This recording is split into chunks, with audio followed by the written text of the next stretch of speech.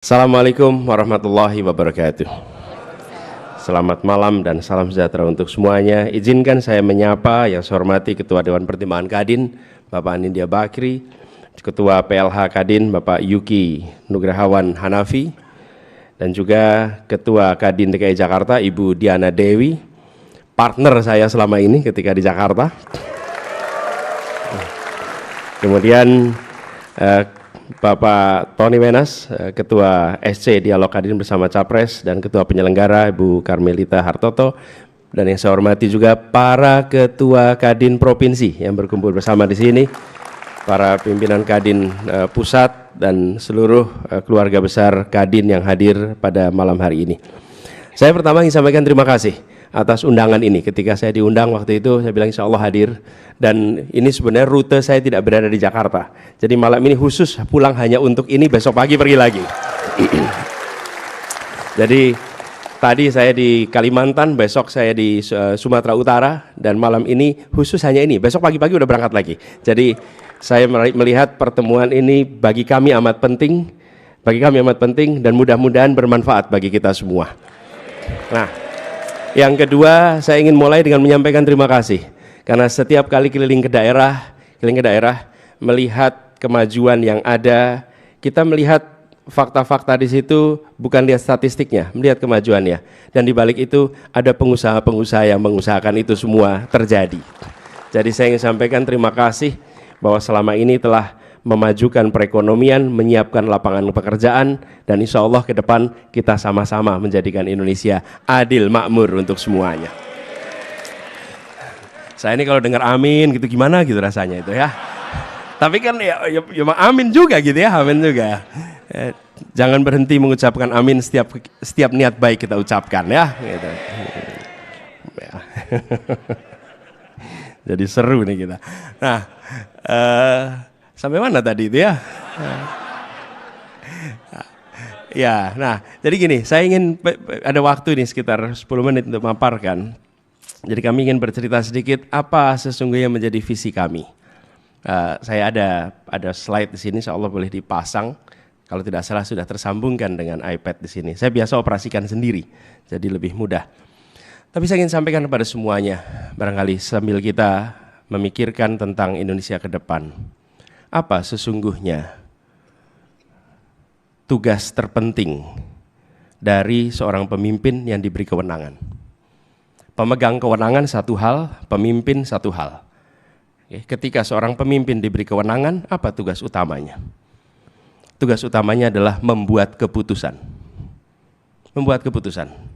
Karena itulah kami memilih untuk kemana-mana berdialog, karena kami ingin rakyat Indonesia, termasuk juga teman-teman pengusaha, mengetahui cara berpikir, cara mengambil keputusan.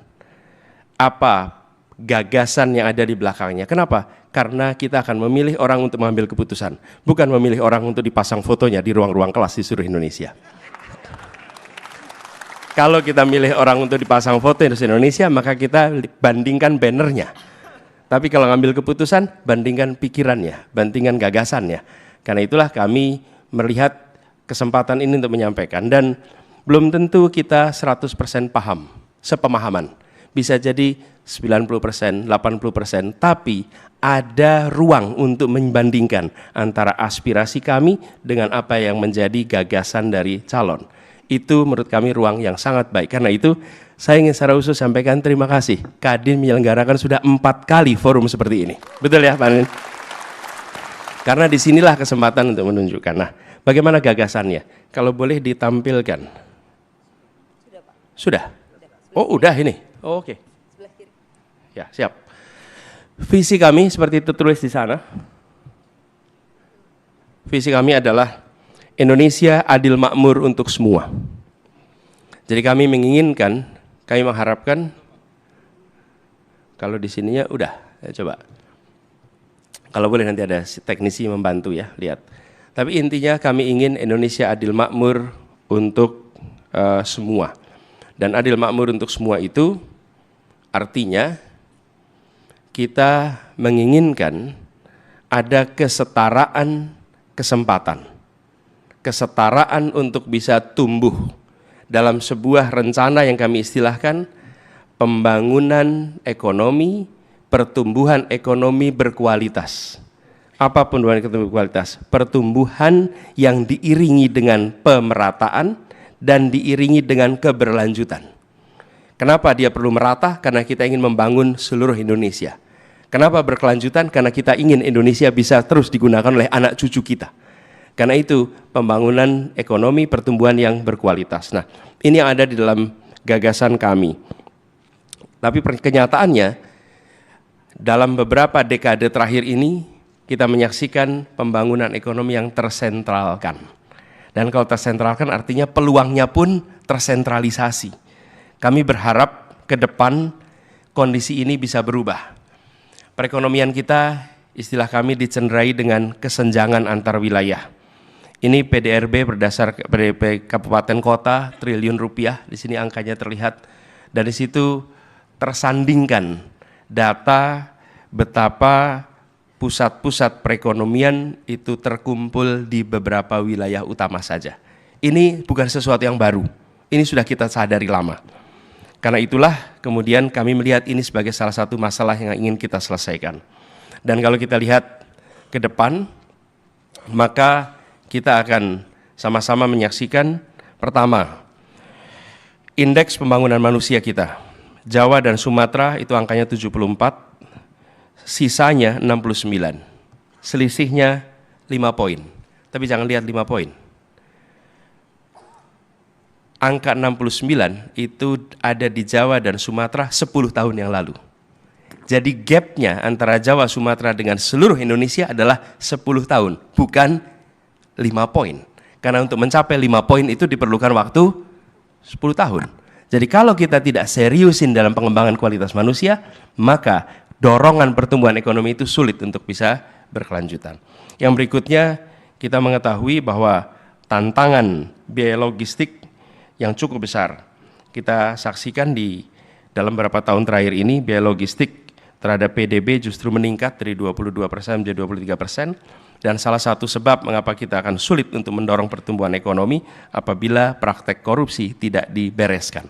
Karena itu akan menghambat sekali kegiatan perekonomian, apalagi bila melibatkan pelaku internasional untuk masuk ke domestik. Nah, jadi kami membayangkan visi ke depan kami adalah satu perekonomian untuk bisa membangun kesejahteraan bersama. Satu perekonomian ini kami lihat dari beberapa aspek. Pertama, ekonomi yang tumbuh merata. Di sini kita akan menyaksikan Gini rasio diharapkan turun. Yang kedua, lapangan pekerjaan yang terbuka luas. Kemudian logistik yang murah, kepastian hukum serta birokrasi yang tidak berbelit, dan manusia Indonesia yang kompeten, yang terampil. Indikatornya ada sebagian di bawahnya. Tingkat pengangguran terbuka yang turun, biaya logistik terhadap PDB yang turun, indeks persepsi yang membaik, dan juga indeks pembangunan manusia yang membaik. Jadi ini adalah visi yang kita harapkan nanti bisa kita laksanakan. Lalu langkah awalnya bagaimana? Langkah awal untuk mewujudkan satu perekonomian adalah dua hal utama. Nanti kita bisa bahas dalam diskusi, tapi garis besarnya pertama adalah menghadirkan iklim usaha yang kondusif. Dan iklim usaha yang kondusif itu minimal ada 3 unsur yang dibereskan. 1, kepastian hukumnya. 2, kepastian rencana jangka panjang. Yang ketiga, penyederhanaan atas apapun yang terkait dengan pemerintah. Sehingga keleluasaan itu terjadi. Ini satu aspek yang kita ingin bisa terjadi, menghadirkan iklim usaha yang kondusif. Dan Bapak Ibu sekalian, saya rasa kita semua sama mempercayai pentingnya membangun ekosistem pasar untuk tumbuh dengan baik. I'm a believer of market mechanism. Mekanisme pasar yang diberikan ruang untuk tumbuh berkembang dan negara mendapatkan kebermanfaatan dari pasar yang tumbuh berkembang makin besar. Dan itulah sebabnya mengapa iklim usaha yang kondusif itu jadi sangat penting sekali. Yang kedua adalah menurunkan biaya hidup dan menciptakan lapangan pekerjaan. Dan ini kami ingin secara serius Bapak Ibu sekalian, keluhan di banyak tempat adalah biaya hidup. Akhir tahun kemarin, walaupun baru 2 minggu ya akhir tahun itu, saya ditanya, Pak, apa yang paling unik dari 2023 buat Anda? Terus saya katakan 2023 itu paling unik buat saya karena itu tahun di mana jabat tangan saya terbanyak dalam usia hidup saya ini. Salaman paling banyak itu tahun 2023. Karena kemanapun salaman, jumlah orangnya banyak sekali. Tapi apa yang menarik? Seluruh pertemuan itu, hampir semua orang yang datang menyampaikan satu kata kunci. Biaya hidup, biaya produksi. Ketika ketemu petani, nelayan, dan semua profesi mengatakan biaya produksi. Ketika ketemu dengan keluarga menyatakan biaya hidup. Semuanya bicara tentang biaya yang mahal. Dan ini yang kita ingin perbaiki. Jadi salah satu unsur utama dalam memperbaiki tata kelola pangan, 51% rata-rata dari family spending adalah untuk kebutuhan pangan. Dan itu jauh lebih besar daripada negara-negara lain, tetangga-tetangga kita. Kemudian yang kedua adalah mengembangkan lebih dari 40 kota, di-upgrade. Ini bukan bikin kota baru nih. Kalau bikin kota baru agak lama, di sini banyak developer nih, punya pengalaman bikin kota baru. Kita nggak berencana bikin kota baru, kita upgrade kota. Supaya pusat-pusat pergerakan perekonomian itu bertambah. Tadi kita lihat ketimpangan yang terjadi. Kemudian yang ketiga, kita ingin mendorong reindustrialisasi. Kita harus melakukan industrialisasi lagi sebagaimana pernah kita kerjakan karena kesempatan itu di berbagai wilayah Indonesia itu sangat terbuka luas. Jadi 3 hal ini yang kita ingin lakukan terkait dengan penurunan biaya hidup. Dan disinilah kita berharap Kadin akan terus menjadi mitra utama pemerintah untuk melakukan pembangunan ekonomi.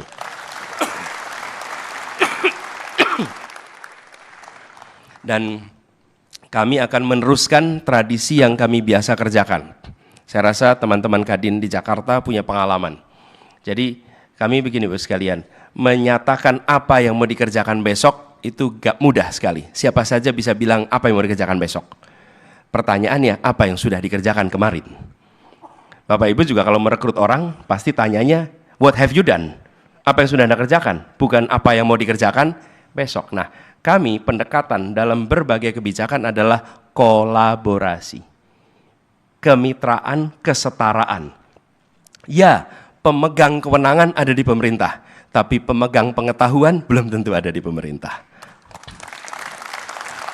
Ya, pemegang tanda tangan ada di pemerintah yang dilantik, tapi pengalaman empirik ada di pelaku. Dan siapa pelaku usahanya adalah rekan-rekan pengusaha di Kadin ini. Jadi kami sampaikan ini visi kita ingin Indonesia adil makmur semua.